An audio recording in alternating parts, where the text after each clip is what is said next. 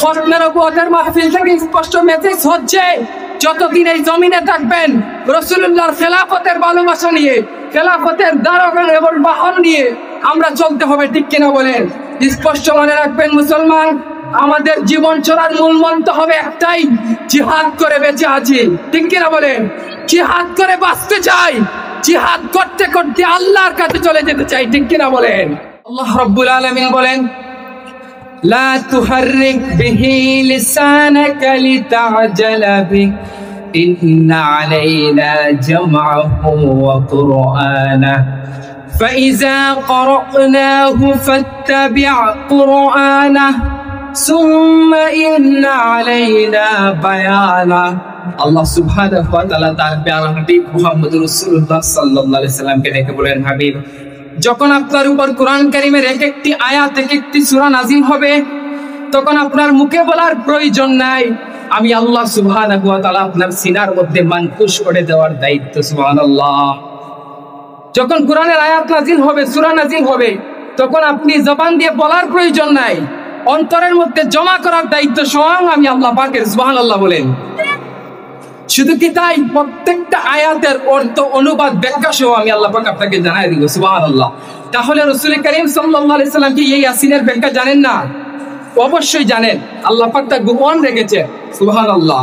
এই ইয়াসিনের ব্যাখ্যা করতে যে ইমাম কুরতুবী তার তাফসীর কুরতুবীতে দারুল হাদিস লেবানন বৈরুতের 8ম খণ্ডের 8ম পৃষ্ঠায় এই ইয়াসিনের ব্যাখ্যা করতে যে বলেছেন, ইয়াসিন হচ্ছে ইয়াসিন বলে রাসূল করিম সাল্লাল্লাহু আলাইহি সাল্লামকে সম্বোধন করে আল্লাহ পাক রেখেছেন। সুবহানাল্লাহ। অর্থাৎ ইয়াসিন, ইয়া সাইয়্যিদাল বাশার, হে মানব জাতির নেতা মুহাম্মদ রাসূলুল্লাহ সাল্লাল্লাহু আলাইহি সাল্লাম। সুবহানাল্লাহ বলেন। আল্লাহ পাক এতে ইয়াসিন বলে রেখেছেন। দেখেন, একটা সূক্ষ্ম ব্যাখ্যা আপনাদের সামনে তুলে ধরি। কুরআনুল কারীম 30 পারা, সূরা ফাতিহা থেকে শুরু করে সূরা নাস পর্যন্ত কোন একটি আয়াতে, একটি সূরাতে আল্লাহ পাক তার হাবিবকে নাম ধরে ডাকেন নাই। সুবহানাল্লাহ বলেন। ইঙ্গিতে ইশারায় বলেছেন ইয়া সাইয়্যিদাল বাশার, হে মানব জাতির নেতা বলে আল্লাহ পাক ডেকেছেন। সুবহানাল্লাহ বলেন।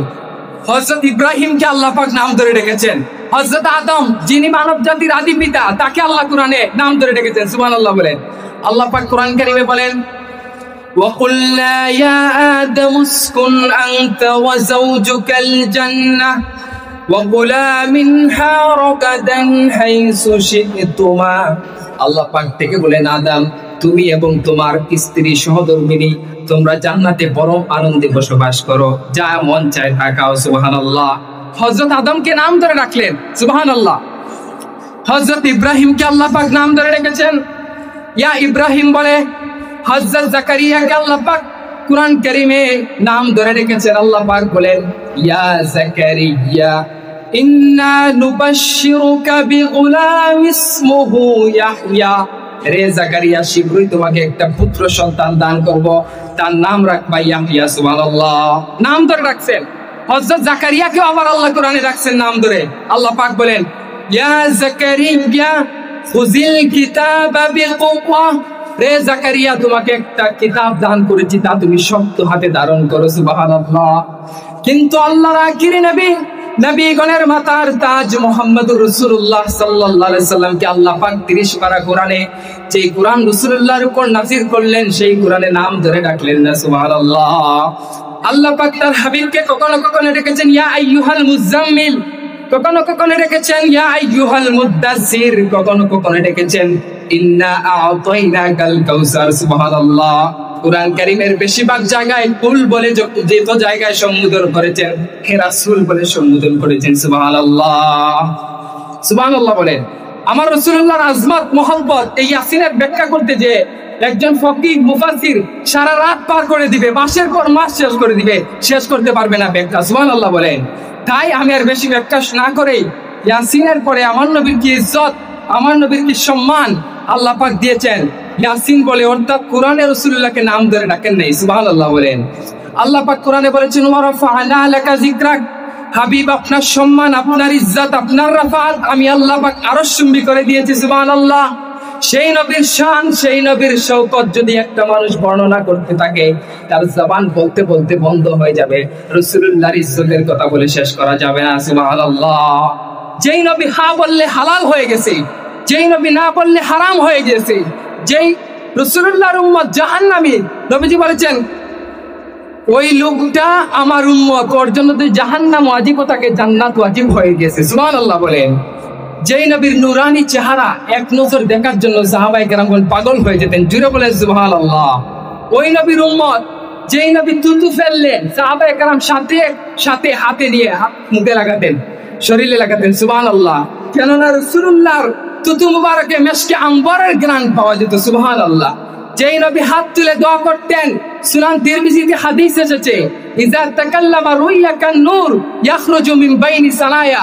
আমার নবী যখন হাত তুলতেন, এত উপরে হাত তুলতেন, হাত্তা রাইতা বায়াতা ইবতাইহি, রাসূলুল্লাহর বগলের নিচ থেকে নূর চমকাতো। সুবহানাল্লাহ বলে।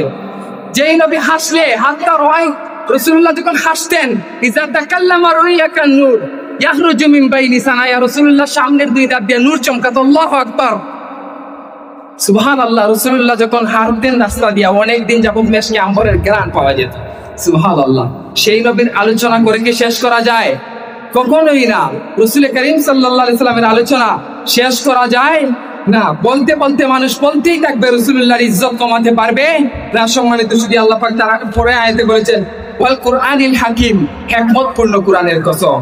এই হিকমতের ব্যাখ্যা মুফাসসির ব্যাখ্যা করেছেন, ওয়াল কুরআনিল হাকিম আই ওয়াল কুরআনে জিল হিকমা, হিকমতপূর্ণ কোরআনের কসম, বিজ্ঞানময় কোরআনের কসম। সুবহানাল্লাহ বলে। এই হিকমত কি?